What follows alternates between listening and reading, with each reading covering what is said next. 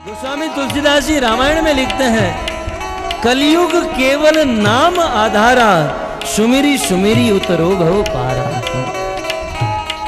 कलयुग मात्र नाम के आधार पर है, बस भगवान का नाम लेकर इस भवसागर को पार हो जाओ।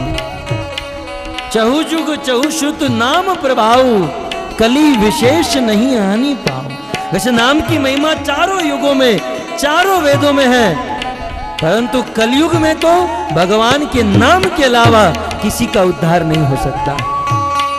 अन्य अन्य युगों में भगवान के अनेकों अवतार हुए, लेकिन कलयुग में कली काले नाम रूप कृष्ण अवतार। कलयुग में तो कृष्ण का अवतार उनके नाम के रूप में हुआ। नाम नामकारी बहुधा निज सर्व शक्ति। कलयुग में भगवान ने अपने नाम में अपनी सारी शक्ति रख दी है। जब कलयुग में कोई व्यक्ति भगवान का नाम लेता है तो भगवान की सारी शक्तियों से विभूषित बन जाता है। इतिहास खोलकर देख लीजिए, जिन जिन लोगों ने भगवान के नाम लिए उन सब का उद्धार हुआ। फिर चाहे रत्नाकर नाम का डाकू हो, रात दिन पशुओं को मारता था, नारद मुनि की कृपा से राम नाम लेने लगा, आगे चलकर वाल्मीकि बन गया। उल्टा नाम जपत जग जाना, वाल्मीकि भई ब्रह्म समाना। भगवान का नाम लेकर इतने पवित्र हो गए, भविष्य दृष्टा हो गए। भगवान राम इस पृथ्वी पर आए, उनके पहले उन्होंने रामायण ग्रंथ लिख दिया। इस कलयुग में यदि हम भगवान को प्राप्त करना चाहते हैं, यदि हमारा उद्धार कराना चाहते हैं, तो बड़े भाव से, प्रेम से भगवान के नाम का कीर्तन कीजिए। बैठे बैठे नहीं, खड़े होकर नाचते हुए। लेकिन याद रहे, जिनको नाचना है वही खड़े होंगे, प्रेम से, भाव से। हरे कृष्णा कृष्णा कृष्णा हरे हरे, हरे राम राम राम हरे हरे। हरे कृष्णा कृष्ण कृष्ण हरे हरे, हरे राम राम राम हरे हरे। हरे कृष्णा कृष्णा कृष्णा हरे हरे, हरे राम राम राम हरे हरे। हरे कृष्ण कृष्ण कृष्ण हरे हरे, हरे राम राम राम हरे हरे। हरे कृष्णा कृष्णा कृष्णा हरे हरे, हरे राम राम राम हरे हरे। हरे कृष्ण कृष्ण कृष्ण हरे हरे, हरे राम राम राम हरे हरे। हरे कृष्णा कृष्णा कृष्णा हरे हरे, हरे राम राम राम हरे हरे। हरे कृष्ण कृष्ण कृष्ण हरे हरे, हरे राम राम हरे हरे। बोलो हरे कृष्णा कृष्णा कृष्णा हरे हरे, हरे राम राम राम हरे हरे। हरे कृष्ण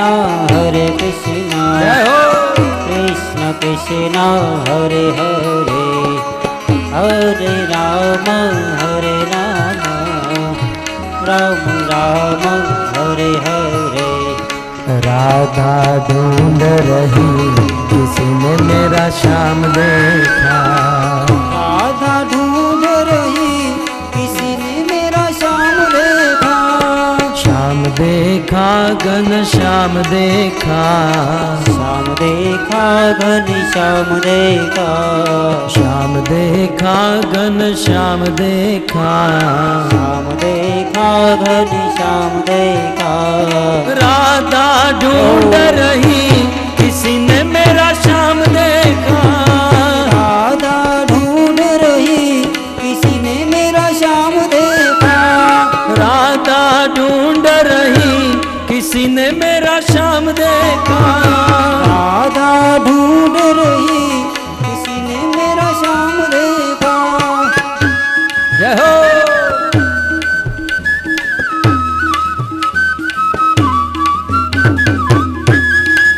राधे।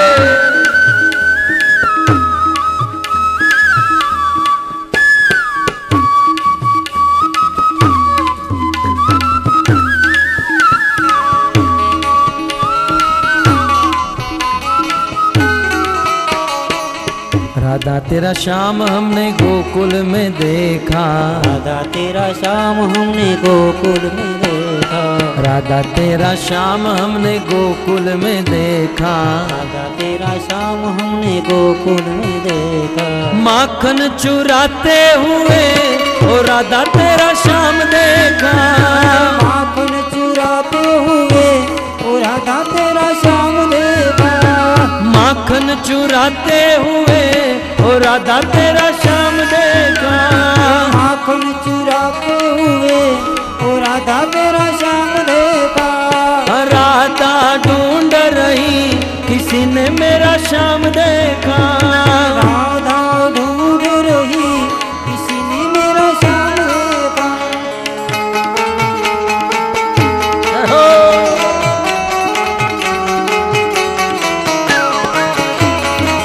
राधे।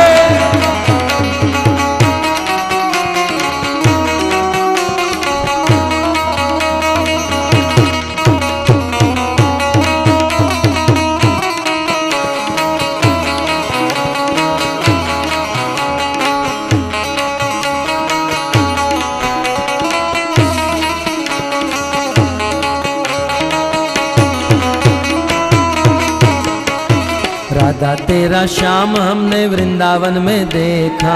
राधा तेरा श्याम हमने वृंदावन में देखा।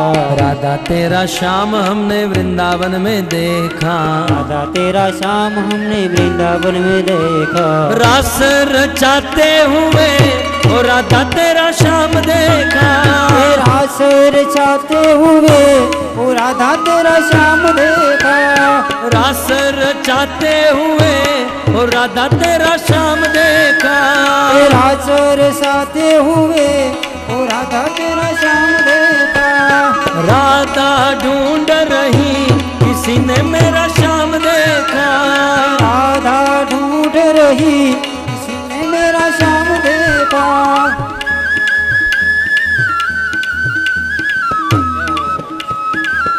जय हो।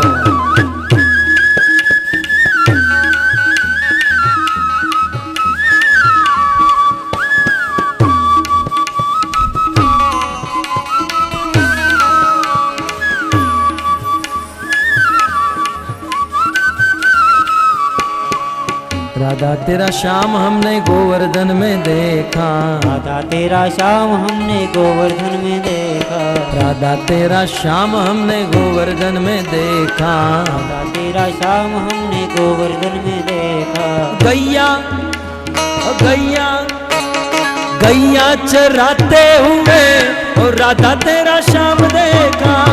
गैया चराते हुए ओ राधा तेरा श्याम देखा। गैया चराते हुए और राधा तेरा श्याम देखा। गैया चराते हुए ओ राधा तेरा श्याम देखा। राधा ढूंढ रही किसी ने मेरा श्याम देखा। राधा ढूंढ रही किसी ने मेरा श्याम देखा।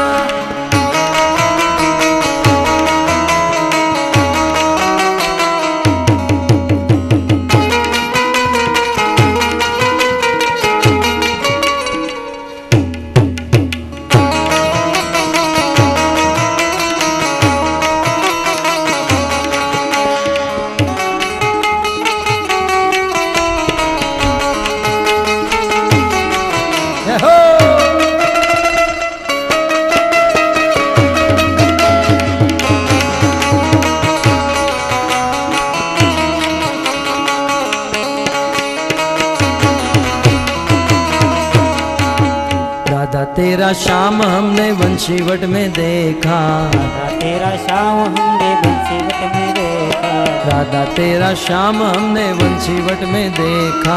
राधा तेरा श्याम हमने बंसीवट में देखा। बंसी बंसी बंसी बजाते हुए वो राधा तेरा श्याम देखा, बंसी बजाते हुए वो राधा तेरा श्याम देखा।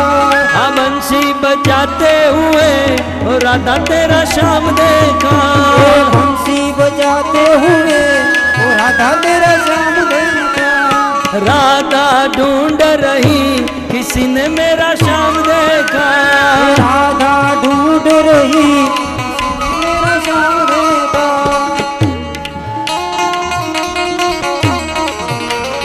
गोविंद बोलो हरि गोपाल बोलो, हे गोविंद बोलो हरि गोपाल बोलो, गोविंद बोलो हरि गोपाल बोलो, हे गोविंद बोलो हरि गोपाल बोलो, गोविंद बोलो हरि गोपाल बोलो, गोविंद बोलो हरि गोपाल बोलो, गोविंद बोलो हरि गोपाल बोलो, गोविंद बोलो हरि गोपाल बोलो, गोविंद बोलो गोपाल बोलो, गोविंद बोलो गोपाल बोलो, गोविंद बोलो गोपाल बोलो। गोविंद बोलो गोपाल बोलो। हाँ राधा रमण हरि गोविंद बोलो, राधा रमण हरि गोविंद बोलो, राधा रमण हरि गोविंद बोलो, राधा रमण हरि गोविंद बोलो।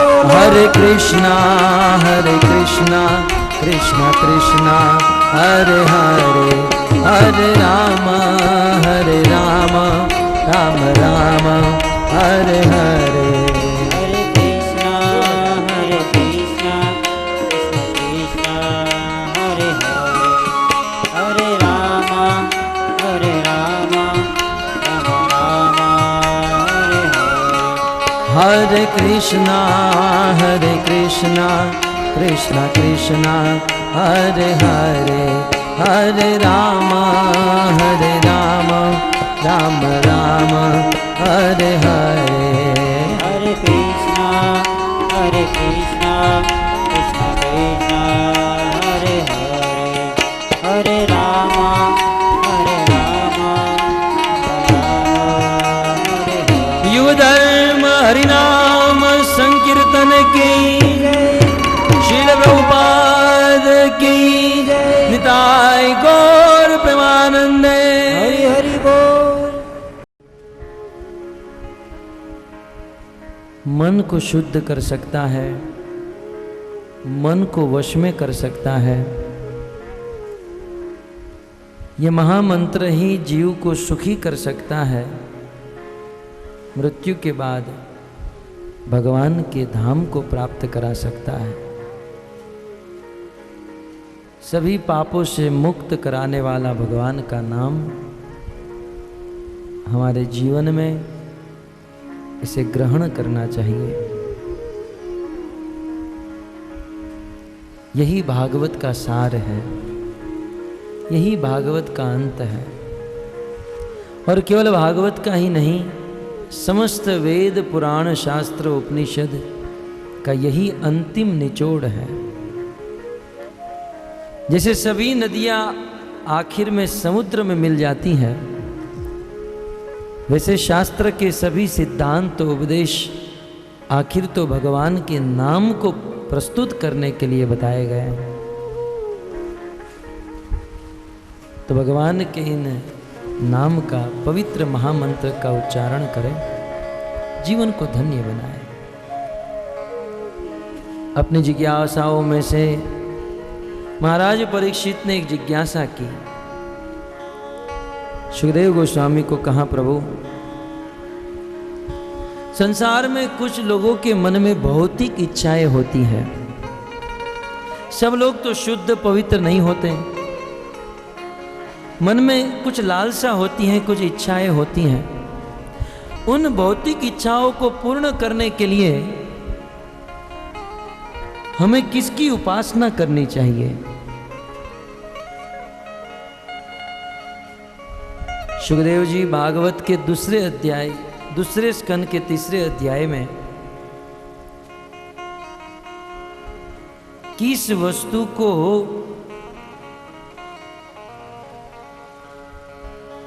किस देवता की उपासना करने से क्या वस्तु प्राप्त होगी, इसका भली भांति वर्णन कर रहे हैं। अनेकों श्लोकों में ये बताते हैं, यदि ब्रह्म तेज चाहिए तो बृहस्पति की उपासना करें। ध्यान से सुनिएगा, ब्रह्म तेज चाहिए तो बृहस्पति की उपासना करें, इंद्रिय बल चाहिए तो इंद्र की उपासना करें। संतान नहीं हो रहे हैं, विवाह हो गया है और संतान की इच्छा है तो प्रजापति की उपासना करें। किस चीज के लिए किस देवता की उपासना करना, यह भी बहुत बड़ी बुद्धिमानी है। कुछ लोग हनुमान जी महाराज के पास जाकर कहते हैं, हनुमान जी महाराज मेरी शादी नहीं हो रही है, हनुमान जी महाराज मेरे बच्चे नहीं हो रहे हैं, आशीर्वाद दीजिए। अरे खुद बाल ब्रह्मचारी है। हनुमान जी के मन में होता है कि एक गदा इसके मस्तक पर मार दूं। राम भक्ति मांगो, राम सेवा मांगो, हनुमान जी देंगे। कहते हैं यदि संतान चाहिए तो प्रजापति की उपासना करें, लक्ष्मी चाहिए तो माया देवी की उपासना करें, तेज चाहिए तो अग्नि की उपासना करे, धन चाहिए तो वसु की उपासना करे, बल चाहिए तो रुद्रगण की उपासना करे, अनाज चाहिए तो अदिति की उपासना करे, स्वर्ग चाहिए तो देवता की उपासना करे, राज्य चाहिए तो विश्व देवता की उपासना करे, अपनी प्रजा को अनुकूल बनाना है तो साध्य देवता की उपासना करे, पुष्टि चाहिए तो पृथ्वी की उपासना करे, सम्मान चाहिए, कुछ लोग कहते हैं ना मेरा कोई सम्मान ही नहीं करता, सम्मान चाहिए तो आकाश की पूजा करे, रूप चाहिए तो ब्यूटी पार्लर में ना जाए, ऐसा लिखा है, रूप चाहिए तो गंधर्व की उपासना करे, स्त्री चाहिए, किसी लड़की का विवाह नहीं हो पा रहा है तो चिंता करने की जरूरत नहीं, स्त्री चाहिए, पत्नी चाहिए तो उर्वशी की उपासना करे, स्वामी चाहिए जिसको स्वामी बनना है उसे ब्रह्मा जी की उपासना करे, कीर्ति चाहिए तो यज्ञ की उपासना करे, भोजन चाहिए तो वरुण देवता की उपासना करे, विद्या चाहिए तो शिव जी की उपासना करे, पति पत्नी के बीच में बहुत झगड़ा हो रहा हो और चाहते हैं कि प्रेम बना रहे पति पत्नी के बीच में तो पार्वती की उपासना करे, अपने वंश की वृद्धि करने के लिए पितरों की उपासना करे, रक्षा चाहिए तो यक्ष की उपासना करे और ओजस चाहिए तो मरुदगण की उपासना करे। सुखदेव जी ने महाराज परीक्षित को यह सुनाया। तब महाराज परीक्षित ने कहा, प्रभु बात तो बहुत सही है कि जो वस्तु चाहिए उस देवता की उपासना करो, हमें वस्तु दे देंगे, लेकिन मेरे मन में एक प्रश्न है कि आपने इन सारे देवताओं का नाम लिया, उसे एक देवता की उपासना करने में पूरा जीवन बीत जाएगा, इनमें से किसी एक देवता की उपासना करने से पूरा जीवन बीत जाएगा और जीवन भर तक केवल एक देवता प्रसन्न होंगे और इनमें से केवल एक वस्तु हमें मिलेगी।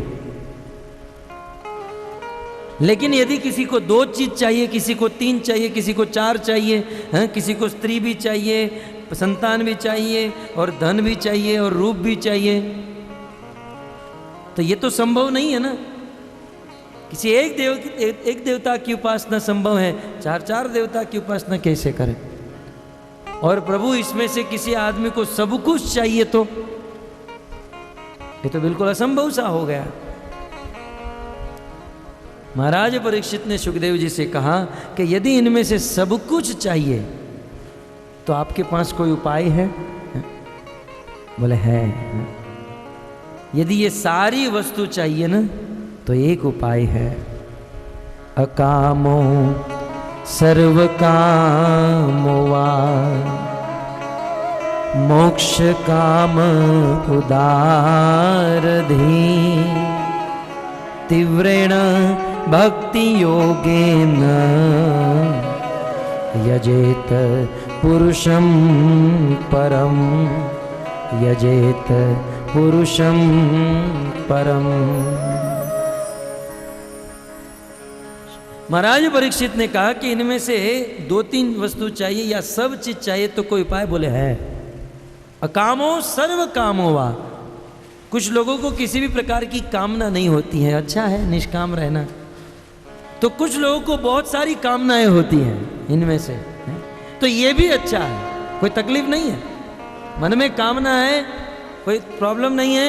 मोक्ष काम, किसी को मुक्ति की इच्छा है, किसी को मुक्ति चाहिए, किसी को ये सारी चीज चाहिए, तो उसे केवल एक व्यक्ति की उपासना करनी होगी।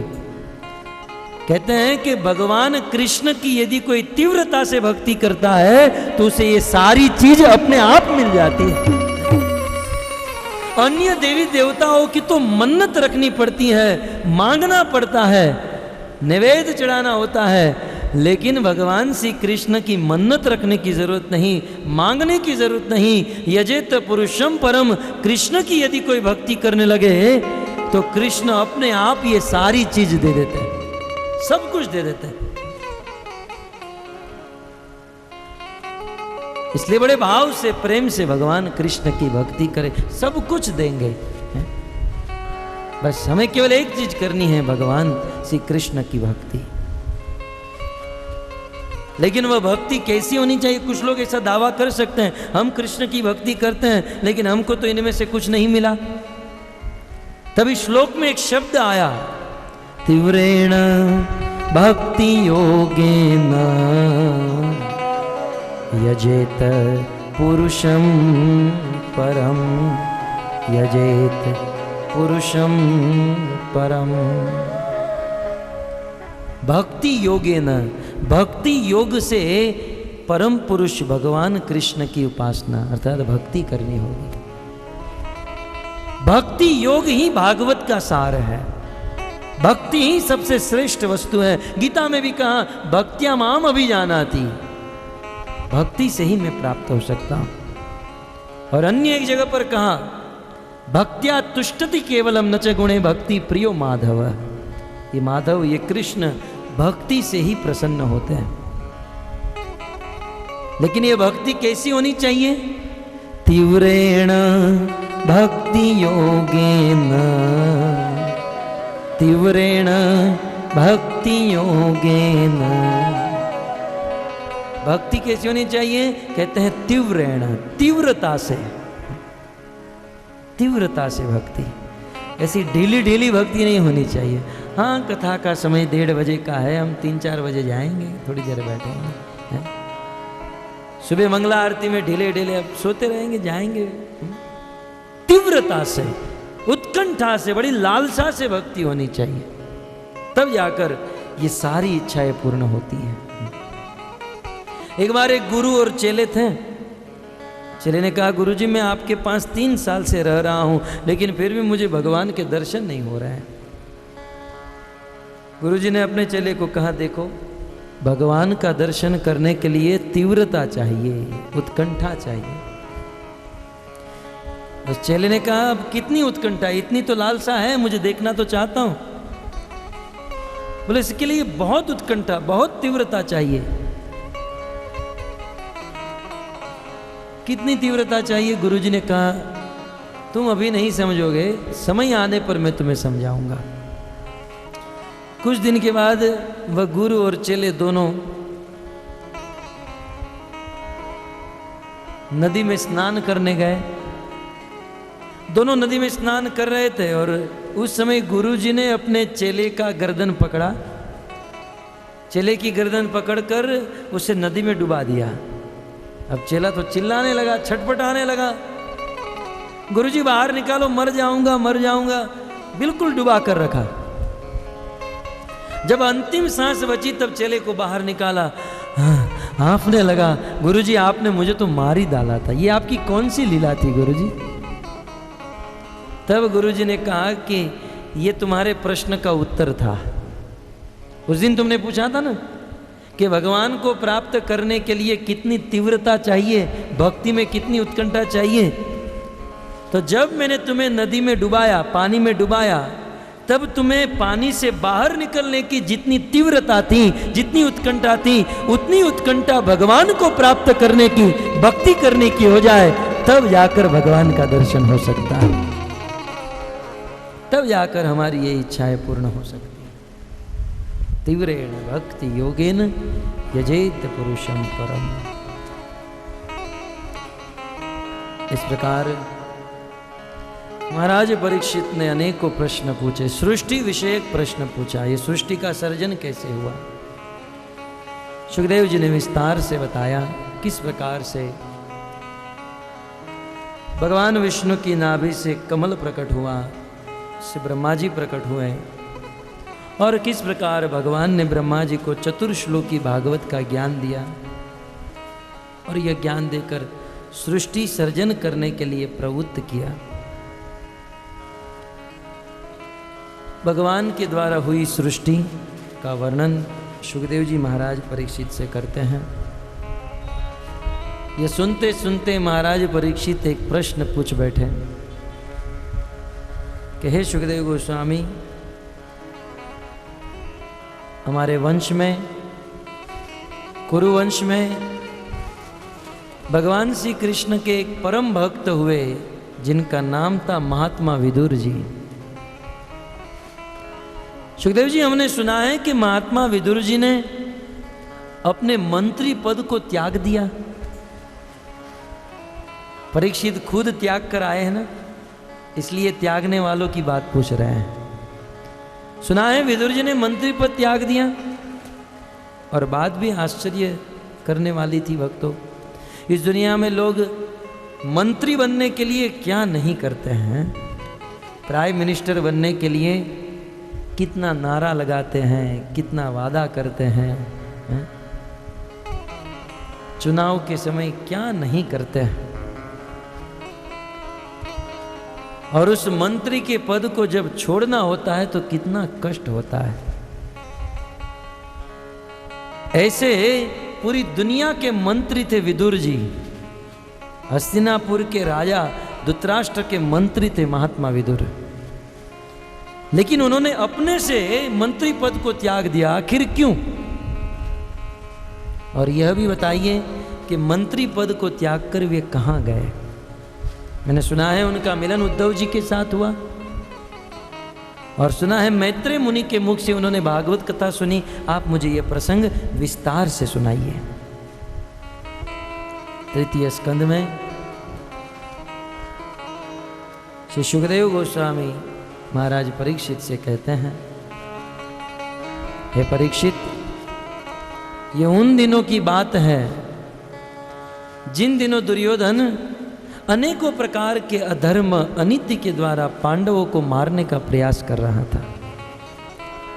यदा तु राजा ससुतान साधुन पुष्णेन धर्मेण विनष्ट दृष्टि भ्रातुर्य विक्रम्य सुतान विबंधन प्रवेश लाक्षा भवने ददाह। विदुर जी ने देखा कि दुर्योधन अनीति के द्वारा, अधर्म के द्वारा पांडवों के ऊपर अत्याचार कर रहा है। एक दिन विदुर जी से नहीं रहा गया। उन्होंने धृतराष्ट्र महाराज को निवेदन किया, महाराज मैं आपका मंत्री हूं, और मंत्री का कर्तव्य होता है अपने राजा को मंत्रणा देना। ये राजन, आपका ये पुत्र दुर्योधन अधर्म कर रहा है, अनीति कर रहा है, और पांडवों को परेशान कर रहा है, पांडवों को मारने का प्रयास कर रहा है। महाराज, अभी भी आपने यदि अपने पुत्र को नहीं रोका तो आपका ये एक पुत्र दुर्योधन पूरे कुरुवंश के विनाश का कारण बनेगा। मैं आपका छोटा भाई हूं, मंत्री हूं, इसलिए सलाह दे रहा हूं कि आप अभी भी अपने पुत्र को रोक दीजिए। आप अपने पुत्र में आसक्त मत रहिए, नहीं तो विनाश हो जाएगा। इस प्रकार विदुर जी ने कहा, और यह बात जब दुर्योधन को पता चली, दुर्योधन भरी सभा में हजारों लोगों के बीच में विदुर जी का अपमान कर दिया।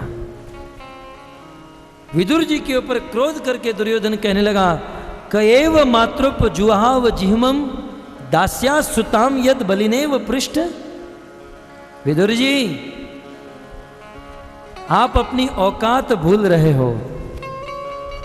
दासी के पुत्र हो आप, इस बात को आप मत भूलो। आप दासी के पुत्र हो, हमने आपको मंत्री बनाकर रखा है और आप मेरा अपमान कर रहे हो इस सभा में। अरे हमने आपको खिलाया पिलाया क्या नहीं दिया हमने? अरे आप तो जिस थाली में खाए उसी थाली में छेद किए विदुर जी।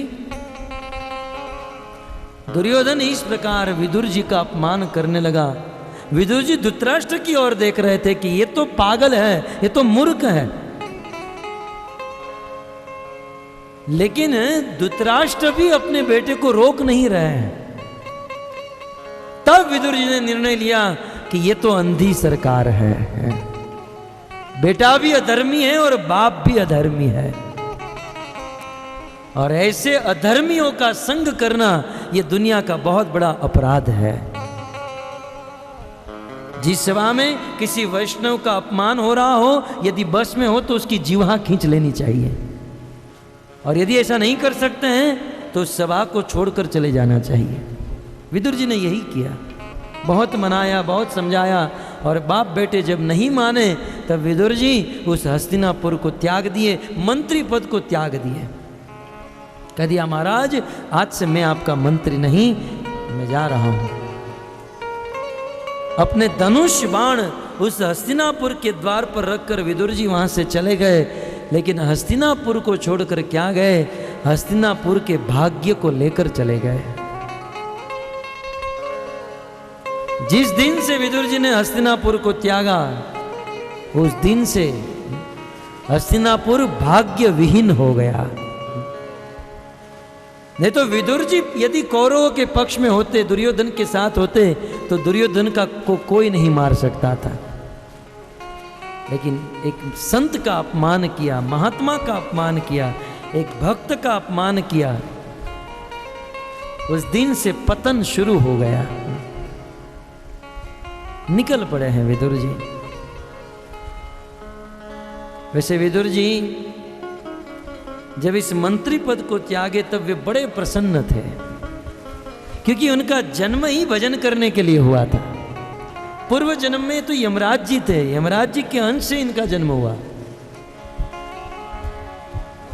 राजा के वहां 4 चोरों ने चोरी की और राजा को पता चला, सिपाही उनका पीछा करने लगे और चारों चोर मांडव्य ऋषि के आश्रम में जाकर अपना माल सामान छुपा दिए और खुद छिप गए। राजा के अनुचरों ने उस चारों चोरों को मांडव्य ऋषि के आश्रम से पकड़ लिया और यह सोचा कि मांडव्य ऋषि का भी इसमें हाथ होगा। मांडव्य ऋषि को भी उठा लिया। राजा को पूछा गया क्या किया जाए? राजा ने कहा 5 को सूली पर चढ़ा दो। 5 को सूली पर चढ़ा दिया। कुछ घड़ी के बाद जाकर देखा तो चारों चोर मर गए, लेकिन मांडव्य ऋषि जीवित थे। राजा को पता चलते ही दौड़कर आए, प्रणाम किए, दंडवत किए कि गुरुजी, महात्मा जी क्षमा कर दीजिएगा। मांडव्य ऋषि ने कहा राजन तुम्हारा कोई दोष नहीं। सीधे यमराज के दरबार में गए। यमराज जी बताओ, आज मुझे सूली पर चढ़ना पड़ा, ये मेरे किस पाप का फल है, मेरे किस कर्म का फल है? यमराज जी ने कहा मांडव्य जी, आप जब 5 साल के बालक थे तब किसी पतिंगे को एक कांटा मारा था और उसी के फलस्वरूप आज आपको सूली पर चढ़ना पड़ा। मांडव्य ऋषि ने कहा 5 साल का बालक किम कर्तव्य विमूढ़ होता है, उसे विवेक बुद्धि नहीं होती है, और इनकी इतनी छोटी सी गलती का इतना बड़ा दंड। जाओ मैं तुम्हें दंड देता हूं कि एक शूद्र की तरह तुमने फैसला किया है यमराज, मैं दंड देता हूं कि तुम मृत्यु लोक में चले जाओ और मृत्यु लोक में दासी के गर्भ से शूद्र के घर पे तुम्हारा जन्म होगा। तुरंत यमराज जी चले गए। प्रश्न हो सकता है कि यमराज जी के जाने के बाद वहां पर यमराज की सीट पर कौन रहा? पितृलोक के देवता जिनका नाम है अयरमा। अयरमा जी वहां पर उपस्थित रहे और यमराज जी विदुर जी के रूप में उनका जन्म हुआ। लेकिन प्रश्न हो सकता है कि क्या यमराज जी को भी श्राप लगता है? यमराज जी को यदि श्राप लगने लगा, उनका काम ही लोगों को दंड देना, और ऐसे अपराधी यदि यमराज जी को श्राप देने लगे तो यमराज जी तो बेचारे हैं श्राप ही खाते रहेंगे, दंड ही भुगतते रहेंगे। सत्य बात यह है भक्तों, यमराज जी की स्वयं अपनी इच्छा थी। यमराज जी ने भगवान को निवेदन किया, प्रभु रोज सुबह उठकर इन पापियों का दर्शन करना, पापियों को दंडित करना। प्रभु मेरी इच्छा हो रही है सत्संग करूं, तीर्थाटन करूं, कुछ भजन करूं, आप मुझे थोड़ी सी छुट्टी दे दीजिए इस नरक से, हैं, ताकि थोड़ा भजन कर सकूं। तो भगवान की कृपा से, भगवान के योग से, भगवान की इच्छा से यह कार्य हुआ और विदुर जी के रूप में इस पृथ्वी पर भेजा। और महात्मा विदुर हस्तिनापुर को त्याग कर इस भारतवर्ष के अनेकों तीर्थों में तीर्थाटन किए, अनेकों सरोवर कुंड जलों में स्नान करते करते विदुर जी वृंदावन पहुंचे। वृंदावन में विदुर जी का मिलन उद्धव जी के साथ हुआ। जिज्ञासा की है, उद्धव जी आप तो कृष्ण के प्रिय मित्र हो, सखा हो, कृष्ण के बारे में बताइए। उद्धव जी ने कृष्ण के बारे में बताकर अंत में कहा कि कृष्ण हम सबको छोड़कर चले गए। और विदुर जी जाते समय भगवान कृष्ण आपको याद कर रहे थे, जाते समय कृष्ण आपकी याद कर रहे थे। जाते हुए उन्होंने भागवत कथा सुनाई। उस समय मैं और मैत्र ऋषि वहां पर विराजमान थे और मैत्र ऋषि को उन्होंने कहा कि मेरे भक्त, मेरे चाचा विदुर जी जब यहाँ पर आएंगे तो ये भागवत आप उनको सुना देना।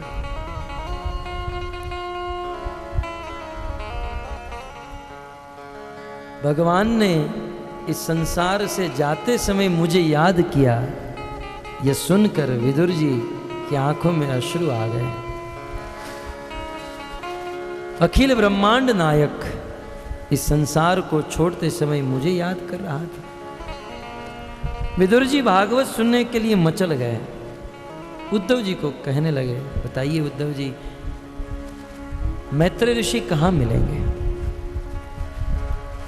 उद्धव जी ने कहा मैत्र ऋषि हरिद्वार में ऋषिकेश में गंगा के तट पर विराजमान हैं, आप जाइए और उनके मुख से भागवत कथा सुनिए। विदुर जी वृंदावन से हरिद्वार ऋषिकेश गए और उस पावन गंगा के तट पर मैत्र ऋषि की कुटिया थी।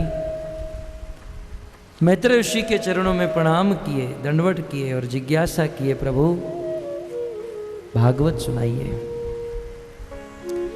विदुर जी ने अनेकों प्रकार की जिज्ञासा की। सुखाय कर्माणि करोति लोके नते सुखम वान्य दुरापवम वा। संसार में लोग सुखी होने के लिए बहुत मेहनत करते हैं, परंतु फिर भी लोगों को सुख नहीं मिलता है। इसका कारण क्या है? मैत्र ऋषि कहते हैं इसका कारण है कर्म। संसार का जीव जैसा कर्म करता है उसे वैसा फल मिलता है। संसार में हम देखते हैं हाथ गाड़ी चलाने वाला, मजदूरी करने वाला मजदूर सुबह से लेकर शाम तक बहुत मेहनत करता है और बहुत मेहनत करने के बाद वह मजदूर 250-300 रुपये कमाता है। लेकिन किसी करोड़ों की इमारत में एयर कंडीशन रूम में बैठने वाला एक आदमी केवल एक फोन घुमा देता है, 3 लाख रुपया कमा लेता है। कोई मेहनत नहीं, केवल एक नंबर डायल कर दिया, 3 लाख कमा लिया। कुछ लोग कहते हैं कि मेहनत करने से पैसे मिलते हैं। कहाँ मेहनत हुई? दिन भर मजदूरी किया, कोई पैसा नहीं मिला और एक फोन जोड़ देने पर 3 लाख मिल गया। कई बार कुछ लोग कहते हैं मैंने किसी का कुछ नहीं बिगाड़ा, फिर भी मेरे जीवन में ही बुरा क्यों हो रहा है, और वह आदमी जो सबका बुरा कर रहा है वो इतना सुखी क्यों है? इन सब का एक ही उत्तर है और वो है कर्म। जब भी हम कोई कार्य करते हैं तो उसकी एक विपरीत प्रतिक्रिया होती है। हमने पूर्व जन्म में कुछ बुरा कर्म किया होगा, जिससे आज इस जन्म में उसका फल भुगतते हुए हम दुखी होते हैं या दरिद्र रहते हैं। परंतु वर्तमान में यदि अच्छा कर्म करेंगे तो भविष्य में हम सुखी हो जाएंगे, दरिद्रता मिट जाएगी। इसलिए जीवन में जो दुख आते हैं उसे अपने बुरे कर्म का फल समझिए और वर्तमान में अच्छे कर्म करें। आपके मन में प्रश्न होगा कि अच्छे कर्म का अर्थ क्या है? बुरे कर्म तो आप जान ही रहे हैं, कल भी हमने आपको बताया, नशा करना, जुआ खेलना, मांसाहार करना, भगवान के नियम से विरुद्ध चलना, इसे बुरा कर्म कहते हैं, इसे पाप कर्म कहते हैं। और लोक में ऐसी मान्यता है, किसी को दान दे देना, किसी को भोजन करा देना, कंबल दे देना, पैसे दे देना, ये पुण्य है। सत्य बात है, ये पुण्य है। लेकिन ऐसा पुण्य करने पर मरने के बाद स्वर्ग मिलता है, और स्वर्ग में जाकर भी एक ना एक दिन तो इस पृथ्वी पर वापस आना पड़ता है। तो आखिर पाप करो फिर भी बंधन में बंधे हुए हैं, और पुण्य करने पर भी इस जगत के बंधन में हम बंधे हुए हैं। इसका अर्थ है पाप करना बुरा कर्म है, पुण्य करना भी बुरा कर्म है। तब अच्छा कर्म किसे कहते हैं? गीता में भगवान कृष्ण कहते हैं, कर्मणो ही अपि बोधव्यम, बोधव्यम विकर्मण अकर्मणो अपि बोधव्यम, गहना कर्मणो गति ही। अच्छा कर्म जिसे कहते हैं अकर्म। अकर्म एक ऐसा कर्म है जिसको करने से पूर्व के किए गए कर्म के जो बंधन हैं वो टूट जाते हैं, मिट जाते हैं। एक अकर्म ऐसा कर्म है जिसको करने से भविष्य में कोई कर्म बंधन नहीं लगता है। 2, 3 अकर्म ऐसा कर्म है जिसको करने से जीवन में सुख ही सुख मिलता है। और 4 अकर्म एक ऐसा कर्म है जिसको करने से मृत्यु के बाद भगवान के धाम वैकुंठ की प्राप्ति होती है। इस अकर्म को ही दूसरे शब्दों में भक्ति कहते हैं, भगवान की भक्ति। इस भक्ति के द्वारा ही हम हमारे जीवन में निर्वंद्य सुख को, नित्य सुख को प्राप्त कर सकते हैं। इस प्रकार अनेकों श्लोकों में, अनेकों सिद्धांतों में मैत्रेय मुनि ने महात्मा विदुर जी को यह कथा सुनाई।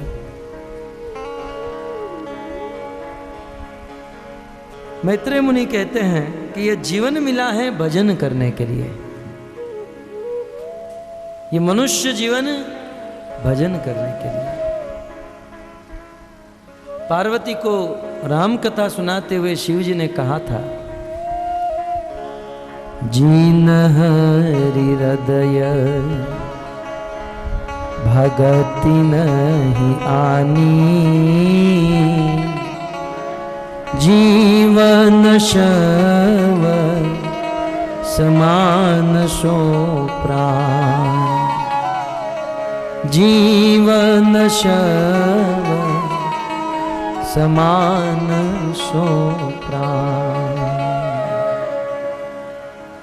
जिन हरि हृदय भगति नहीं आनी, जीवन शव समान सो प्राण। मनुष्य जीवन प्राप्त करके हृदय में राम और कृष्ण की भक्ति नहीं है तो यह जीवन शव के समान है, मृतक जिंदा लाश के समान है। कुछ लोग कहते हैं हम मरे हुए कहाँ, हम तो जीवित हैं, सांस ले रहे हैं। सुखदेव जी कहते हैं लोहार की धमनी भी सांस लेती है, सांस लेना कोई बड़ा काम नहीं है। कुछ लोग कहते हैं नहीं, हम हमारे परिवार का पालन पोषण करते हैं, कुत्ते बिल्ली भी अपने परिवार का पालन पोषण करते हैं, ये कोई बड़ा काम नहीं है।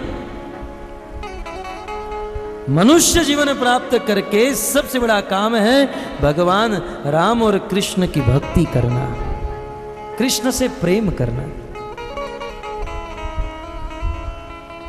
और भक्ति का अर्थ है श्रवण कीर्तन स्मरण वंदन।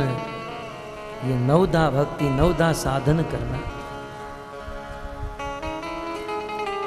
जीवन का यह अमूल्य समय हमें मिला है भजन करने के लिए, परंतु हम ये जीवन का अमूल्य समय व्यर्थ ही कार्यों में बिता रहे हैं। इतने कीमती समय को हम बर्बाद कर रहे हैं। मैत्रेय मुनि ने काल का वर्णन किया। समय,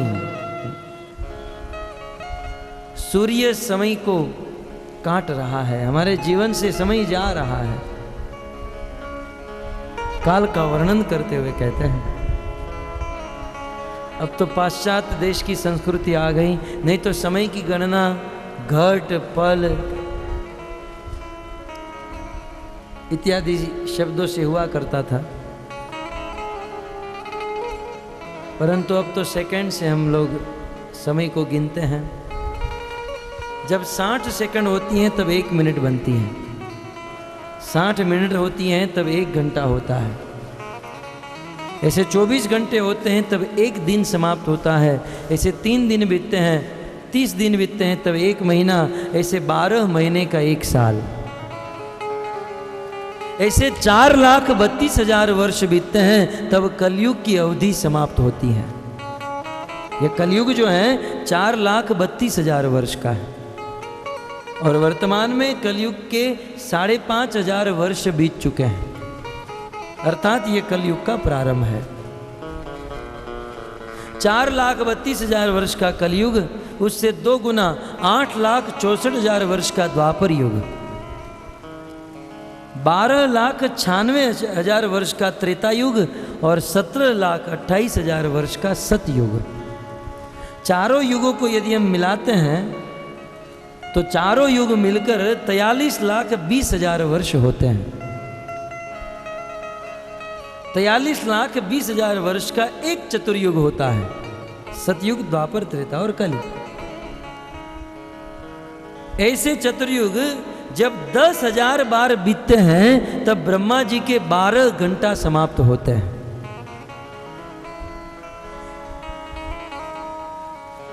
12 घंटा ब्रह्मा जी का दिन और 12 घंटे की रात।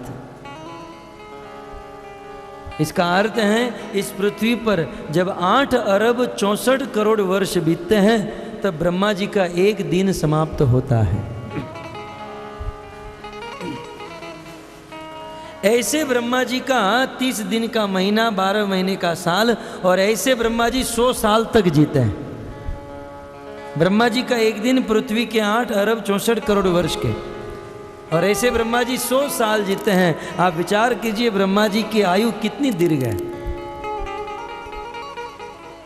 और ब्रह्मा जी के जब 100 साल समाप्त होते हैं तब भगवान विष्णु के एक सांस लेने की अवधि समाप्त होती है। भगवान विष्णु इतना मात्र करते हैं तो ब्रह्मा जी के 100 साल बीत जाते हैं। और मनुष्य की तो कोई गिनती ही नहीं है, ये तो कोई गिनती में ही नहीं आता है। फिर भी संसार का मनुष्य कहता है कि अहम ब्रह्मास्मि सोहम शिवोहम, मैं ही भगवान हूं, मैं ही ईश्वर हूं। क्या खाक ईश्वर है?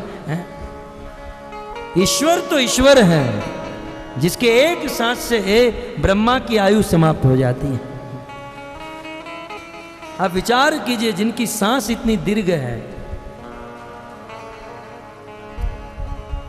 वो भगवान कितने विभू हो गए, कितने विशाल हो गए।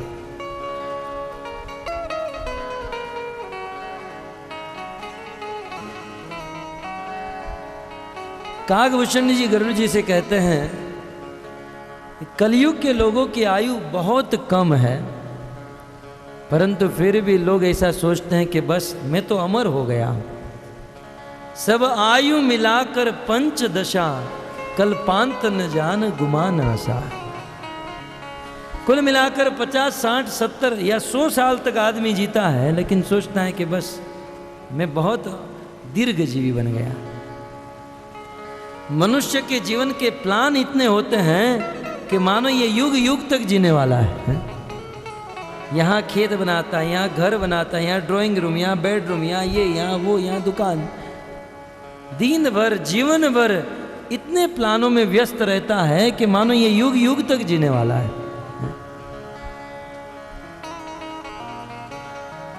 एक बार देवराज इंद्र को देखकर उनके गुरु बृहस्पति ने कहा कि जरा एक चक्कर मार के आओ, जरा थोड़े विचरण करके आओ। क्योंकि देवराज इंद्र अपने घर गृहस्थी में बड़े आसक्त थे, अपने राज्य में, भोग विलास में। इंद्र विचरण करने गए तो रास्ते में लोमस ऋषि को देखा। इनका नाम लोमस इसलिए हुआ क्योंकि इनके शरीर पर बहुत सारे रोंगटे थे। भालू की तरह, भालू के शरीर पर जैसे बहुत रोंगटे होते हैं, वैसे इनके शरीर पर बहुत रोंगटे थे और अधिक रोंगटे होने के कारण इनका नाम था रोमस। परंतु समय बीतते ही अपभ्रंश भाषा में रोमस का लोमस हो गया। लोमस ऋषि को देखा, एक घास का बंडल था, मतलब घास की बोरी जैसा कुछ था। उस घास की छांव में बैठकर भगवान के नाम का भजन कर रहे थे, जप कर रहे थे। सूर्य की दिशा बदलती थी तो घास के दूसरे छांव में आकर बैठ जाते थे। देवराज इंद्र लोमस ऋषि के पास गए और निवेदन करने लगे, महाराज, महाराज आप भजन कर रहे हो, इतने परेशान हो, आप एक काम कीजिए, अपने लिए बहुत बड़ा बंगला नहीं बना सकते हो तो कोई बात नहीं, एक छोटी सी कुटिया तो बना लीजिए, छोटी सी झोंपड़ी तो बना लीजिए। उस समय लोमस ऋषि ने कहा, इंद्र अब जीना है बहुत कम दिनों के लिए, अब क्या ये सब फजीयत में फंसना, घर बनाना, झोंपड़ी बनाना। इंद्र को लगा कि लोमस ऋषि बहुत कम दिन तक जीने वाले होंगे, हो सकता है कैंसर हो गया हो, डॉक्टर ने कह दिया हो अब 2-5 दिन ही जीवन में है। बोले लोमस जी आप कह रहे हो कि जीना है बहुत कम दिन के लिए, क्या फजीयत में फंसना, तो आपका जीवन कितना है, कितने दिन तक जीने वाले हो? तब लोमस ऋषि ने कहा कि जब ब्रह्मा जी के 100 साल होते हैं, जब ब्रह्मा जी की मृत्यु होती है, तब मेरे शरीर का एक बाल गिरता है।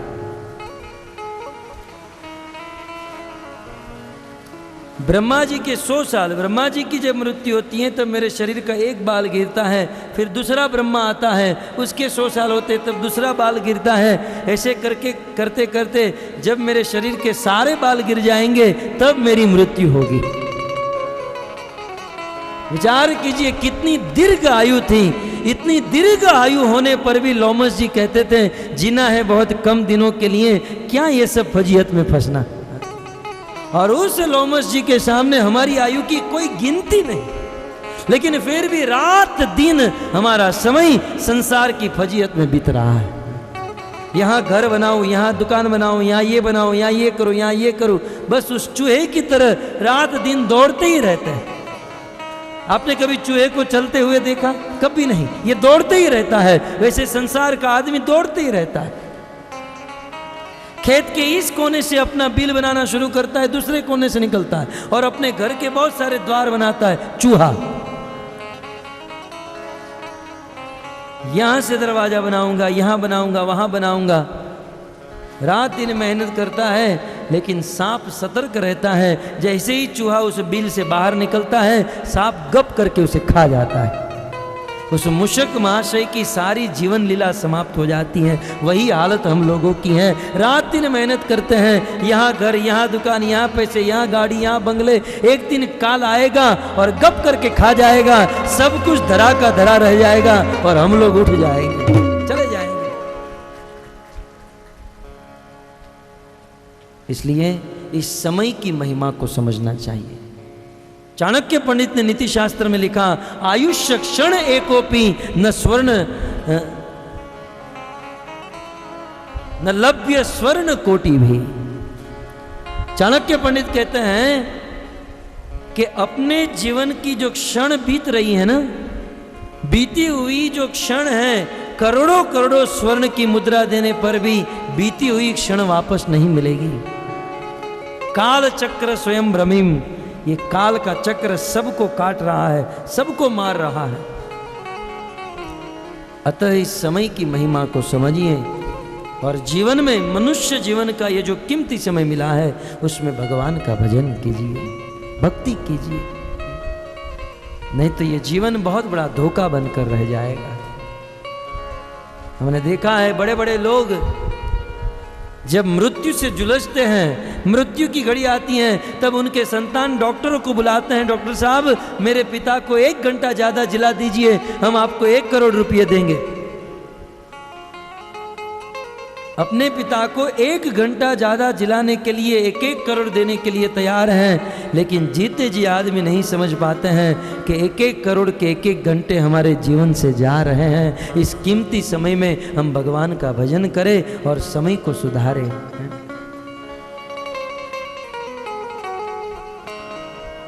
कितनी सुंदर बात है, हमारे जीवन का समय भगवत कथा में लगा हुआ है। समय को सुधार, इसी प्रकार से समय को सुधारना चाहिए। तो इस प्रकार समय की महिमा को, भगवान हमसे दूर है, लेकिन हमारे और भगवान के बीच में जो लिंक है, जो कड़ी है, वो है काल, वो है समय।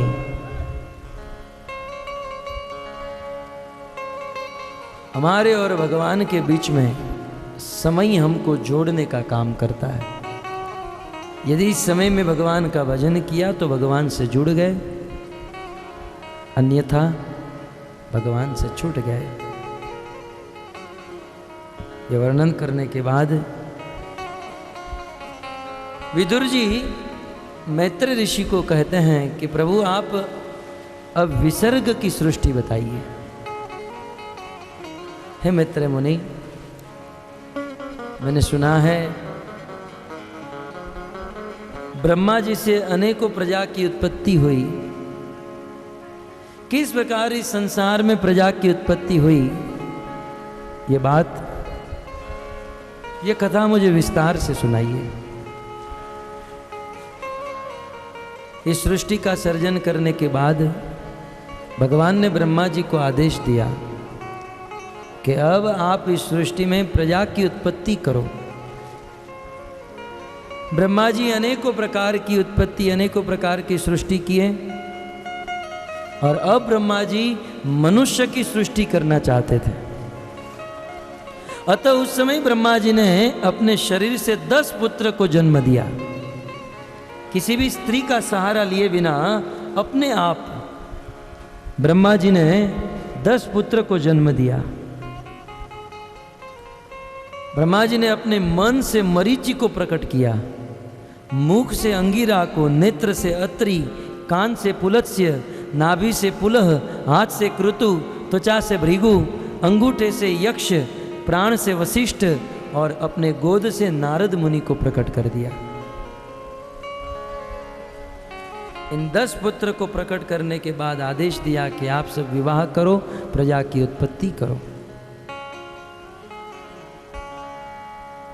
कहते हैं कि जब प्रथम बार इन पुत्र को उत्पन्न करके ब्रह्मा जी ने आदेश दिया, चले गए और वही बंदर आज सोफिस्टिकेटेड बन गए मनुष्य के रूप में। लेकिन ये बिल्कुल गलत है, हमारे पूर्वज बंदर नहीं थे, मनु महाराज के संतान थे। तो अपने पिता ब्रह्मा जी की आज्ञा को सुनकर मनु और शत्रुपा, ये दोनों ब्रह्मलोक से नीचे के लोकों में जाते हुए पृथ्वी लोक पर आने के लिए निकल पड़े। इस पृथ्वी लोक पर आते हुए मनु और शत्रुपा ने देखा कि सारे लोग अपने अपने स्थान पर हैं, लेकिन पृथ्वी लोक अपने स्थान पर नहीं है। अतल वितल तलातल पाताल, जनलोक, मरलोक, तपलोक, ब्रह्मलोक, ये सब कुछ लाइन में थे, लेकिन पृथ्वी अपने स्थान पर नहीं थी। कारण यह था, दीति के 2 पुत्र थे, हिरणाक्ष और हिरण्याकशिपु, और दोनों असुर थे। हिरणाक्ष ने सोचा कि आगे चलकर देवताओं के साथ युद्ध करना है, देवताओं को हराना है, और देवताओं की शक्ति बढ़ाने वाले मनुष्य हैं। इस पृथ्वी पर यज्ञ करते हैं और यज्ञ के द्वारा देवताओं की शक्ति बढ़ाते हैं। एक काम करते हैं, इस पृथ्वी को ही रसातल में जाकर छिपा देंगे, ताकि न रहेगी पृथ्वी, न होंगे मनुष्य और न करेंगे यज्ञ, और इससे देवताओं की शक्ति नहीं बढ़ेगी। यह सोचकर वह हिरणाक्ष ने इस पृथ्वी को रसातल में जाकर छिपा दिया। मनु और शत्रुपा ने देखा कि पृथ्वी अपने स्थान पर नहीं है। मनु और शत्रुपा वापस ब्रह्मलोक में अपने पिता ब्रह्मा जी के पास गए और कहने लगे, पिताजी हम तो गए थे आपकी आज्ञा को लेकर, लेकिन हमने जाकर देखा तो पृथ्वी अपने स्थान पर नहीं थी। ब्रह्मा जी मन ही मन में विचार करने लगे कि ये पृथ्वी को कौन लेकर चला गया होगा। इस संसार में जब भक्त के जीवन में चिंता होती है तब भक्त भगवान का चिंतन करते हैं। जब ब्रह्मा जी को ये चिंता होने लगी कि पृथ्वी कहाँ गई होगी, ब्रह्मा जी भगवान का चिंतन करने लगे। आइए हम भी ब्रह्मा जी के साथ भगवान का चिंतन करेंगे, लेकिन ध्यान रहे सब लोग बैठे रहेंगे, क्योंकि भगवान का एक बहुत बड़ा अवतार होगा। 5 ही मिनट में भगवान अवतार लेंगे और अवतार के बाद इस कथा को विराम किया जाएगा। लेकिन ब्रह्मा जी के साथ आइए ब्रह्मलोक में हम भाव से भगवान का चिंतन करें। हरे कृष्णा कृष्णा कृष्णा हरे हरे, हरे राम राम राम राम हरे हरे। हरे कृष्णा कृष्णा कृष्णा हरे हरे, हरे राम राम राम हरे कृष्णा कृष्णा कृष्णा हरे हरे, हरे राम राम राम हरे हरे।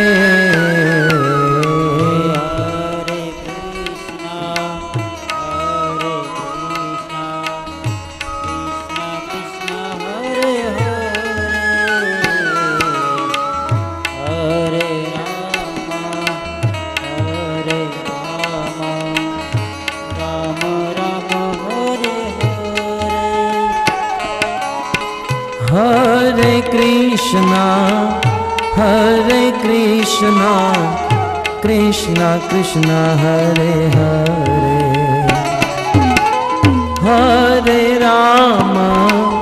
हरे राम राम राम हरे हरे। हरे कृष्णा भाव से गाइए।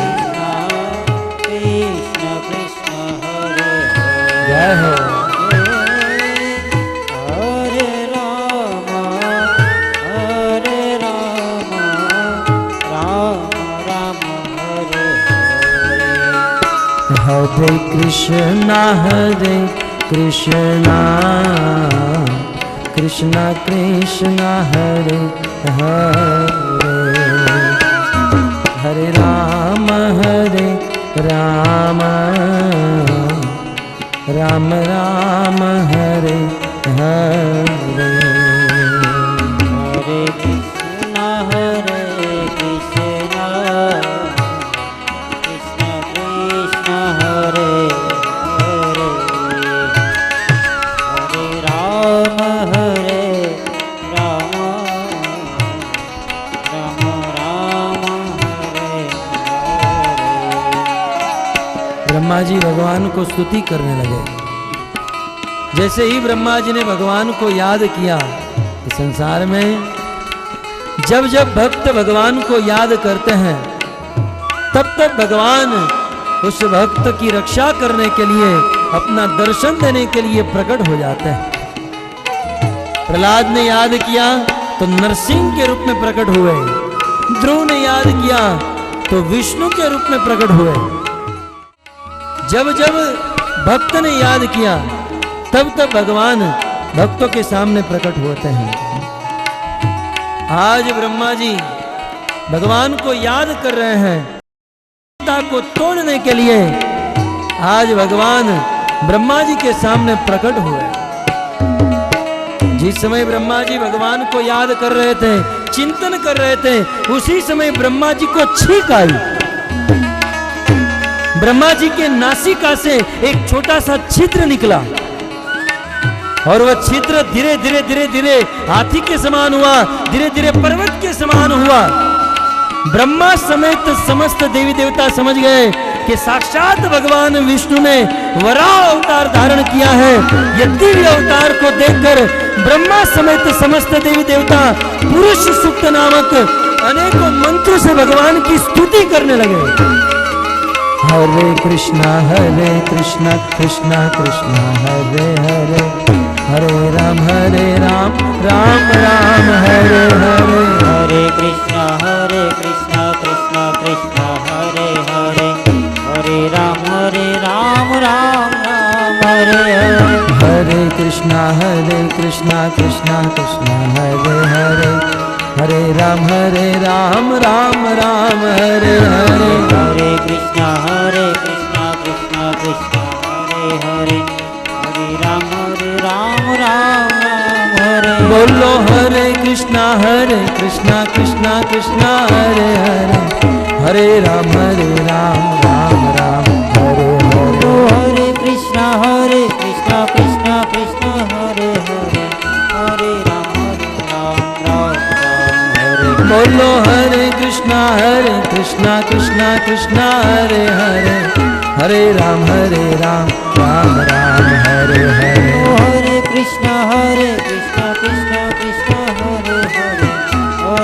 हरे हरे, हरे राम राम हरे।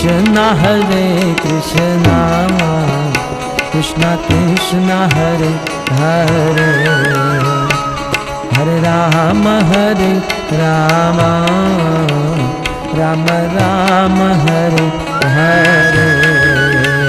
हरे कृष्णा कृष्णा कृष्णा हरे हरे, हरे राम राम हरे हरे। ब्रह्मा समेत समस्त देवी देवता भगवान को अद्भुत स्तुति करने लगे। उस समय भगवान विष्णु ने वराह का रूप धारण किया। वराह रूप दिव्य वराह, भगवान विष्णु का वह वराह स्वरूप आकाश को छू रहा था। भगवान वराह के मस्तक के बालों से बादल तितर भीतर हो गए। भगवान वराह का शरीर कठोर, चमड़ी के बाल कड़क, सफेद दांत। भगवान वराह की आंखों से करोड़ों करोड़ों सूर्य का प्रकाश पुंज निकल रहा। वज्रमयी पर्वत जैसा शरीर। जैसे ही भगवान वराह उस समुद्र में कूदे, अपनी पत्नी वसुंधरा पृथ्वी की रक्षा करने के लिए भगवान वराह उस समुद्र में कूदे। समुद्र फट गया, समुद्र दोनों भागों में बढ़ गया, समुद्र का जल आकाश को छू गया। उस समय भगवान वराह रसातल में गए, अपनी पत्नी वसुंधरा देवी पृथ्वी को अपने दांत पर बिठाकर अपने स्थान पर रखे। उसी समय हिरण्याक्ष को पता चला कि विष्णु ने वराह अवतार धारण किया, पृथ्वी का अवतार किया। उसी समय हिरण्याक्ष अपने हाथ में गदा लेकर युद्ध करने के लिए आया। भगवान वराह के हाथ में गदा, हिरण्याक्ष के हाथ में गदा, और दोनों एक दूसरे के ऊपर टूट पड़े।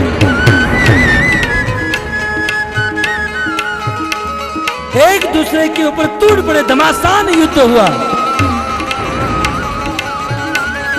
भगवान वराह ने हिरण्याक्ष के ऊपर गदा का प्रहार किया। हिरण्याक्ष ने भगवान वराह के ऊपर गदा का प्रहार किया। इतिहास की प्रथम घटना। हिरण्याक्ष का प्रहार होते ही भगवान वराह के हाथों से गदा गिर गई। हिरण्याक्ष का उत्साह बढ़ा। हिरणाक्ष को लगा के इसके हाथों से गदा गिर गई, मैं तुरंत इसे मार डालूंगा। परंतु वह मूर्ख हिरणाक्ष नहीं जानता था कि यह भगवान वराह की लीला थी। कर सर पर सधर यमर कर यनुसर, कर परवर धर मेल करे, हर हर सुर यवर यपर यतियन कर, नटवर मन हर भैर बन, अरे मन हर मटक लटक, तट निकट मुकट शिर सवर नन, कण रण पट परड़ परड़ पद गूंगर, रंग भर सुंदर श्याम मेरे जिरे रंग पर सुंदर, श्याम मेरे जिरे रंग पर सुंदर, श्याम में दोनों एक दूसरे के ऊपर टूट पड़े। हिरणाक्ष का उत्साह बढ़ा और दोनों अपने हाथों से युद्ध करने लगे। युद्ध करते हुए भगवान वराह ने अपने मन में निश्चय ले लिया कि इस हिरणाक्ष को मार डालूंगा। जैसे ही भगवान वराह ने निर्णय लिया कि हिरणाक्ष को मार दूंगा, उसी समय हिमाचल और विंध्याचल की तलहटी में बैठे हुए महात्माओं का ध्यान भंग हो गया। ये पृथ्वी कांपने लगी, दिग्गज डोलने लगे, अप्सराओं के नृत्य बंद हो गए। और उसी समय भगवान ने अपना हाथ उठाया उस हिरणाक्ष को मारने के लिए। दाव डमक डमक दातुर दाव डमकत बहकत मोर मलाल गिरा, तब पियु पियु शब्द पुकारत चातक, पियु पियु कोकिल कंठ गिरा, तब गड़ गड़ नव गड़ा कर गण गिरिवर शिखर बजे, गण रण पट परड़ परड़ पद गूंगर, रंग भर सुंदर श्याम मेरे जिरे रंग पर सुंदर, श्याम मेरे जिरे रंग पर सुंदर। जैसे ही भगवान वराह ने हिरणाक्ष को मारने का निश्चय किया, ये पृथ्वी डोलने लगी, दिग्गज कांपने लगे, दीति के स्तन से खून चूने लगा। और उसी समय भगवान वराह ने हिरणाक्ष को एक थप्पड़ मारा, खून की उल्टी हो गई और वह हिरणाक्ष वहां पर गिर गया। आकाश में देवता प्रकट हुए, पुष्पों की वृष्टि करने लगे और भगवान की जय जयकार करने लगे। बोलिए यज्ञपति भगवान वराह देव की जय, यज्ञपति भगवान वराह देव की जय, यज्ञपति भगवान वराह देव की जय।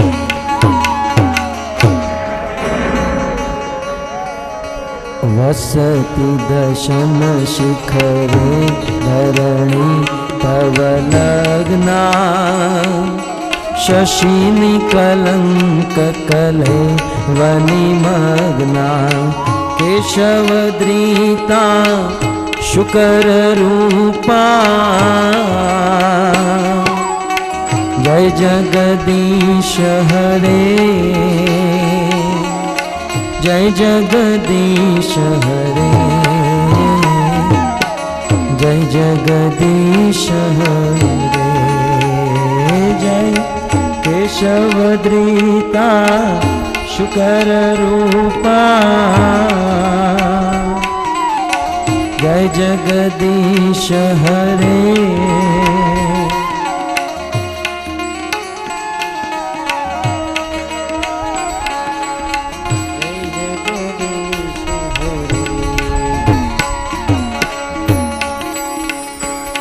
जयदेव गोस्वामी ने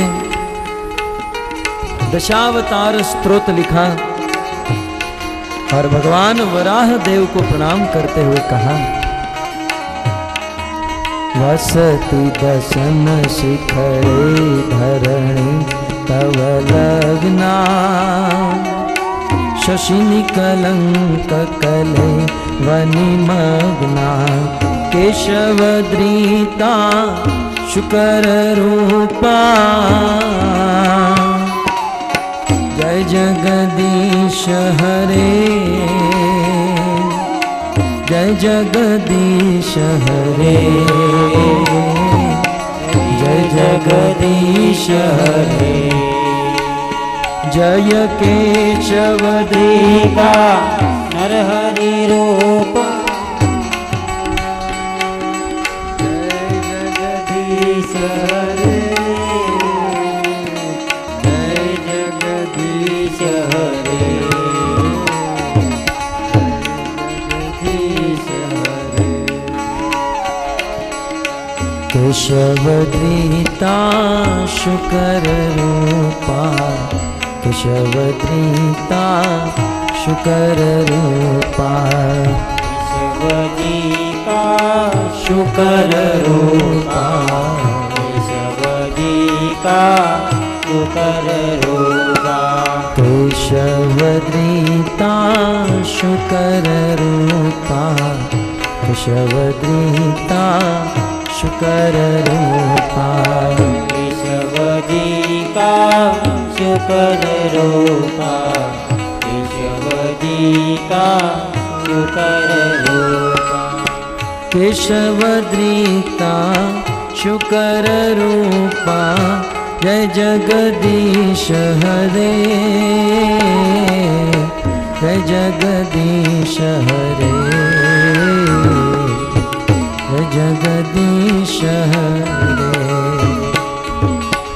केशवद्रीता शुकर रूपा जय जगदीश हरे जय जगदीश हरे जय जगदीश हरे हे स्वामी जय जगदीश हरे स्वामी जय जगदीश हरे यज्ञपति भगवान वराहदेव की जय। यह दिव्य अवतार हुआ और यह अवतार लेकर हिरण्याक्ष का वध किया और अपनी पत्नी वसुंधरा दिव्य पृथ्वी का उद्धार किया। आप सबको विलम्ब हो रहा है, यहीं पर कथा को विराम करते हैं। कल पुनः इसी स्थान पर हम मिलेंगे और इस कथा को आगे बढ़ाएंगे। ग्रंथराज श्रीमद् भागवतम महापुराण की जय श्रील प्रभुपाद की जय निताय गौर प्रेमानंदे हरि हरि बोल।